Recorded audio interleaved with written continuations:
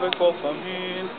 Слава на Тебе, Боже наш, слава на Тебе, Царю Небесни, Утешителю, Дух на истината, който си навсякъде и всичко изпълваш, съкровище на благата и подателю на живота, дойди и се всели в нас, очисти от всяка сквернота и спаси благи нашите души. Свети Боже, свети и крепки, сте безсмъртни, помилуй ни. Свети Боже, свети и крепки, сте безсмъртни, помилуй ни. Свети Боже, свети и крепки, сте безсмъртни, помилуй ни. Слава на Отца и Сина и Светия Дух, сега и винаги, и во веки веков. Амин. Отче наш, който си на небесата, да се свети Твоето име, да дойде Твоето царство, да бъде Твоята воля, както на небето, така и на земята. Насъщния ни хляб дай ни днес и прости нам дълговете ни, както ние прощаем на длъжниците си, и не веди нас во изкушение, но избави ни от лукавия, защото Твое царството и силата и славата на Отца и Сина и Светия Дух, сега и винаги, и во веки веков. Амин.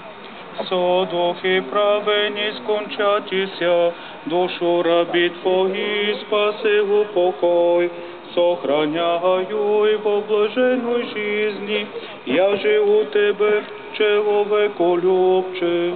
Покоище Твое, Господи, и же все свети Твои упокоюваются, упокой и душу раби Твои, яко едине си человеколюбец.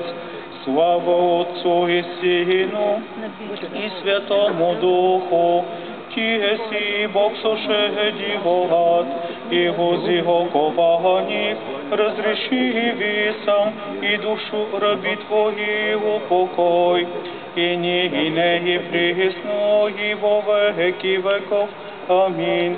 Едина чистая и непорочная Дево, Бога безсеменна прочая, молися спасти тя души.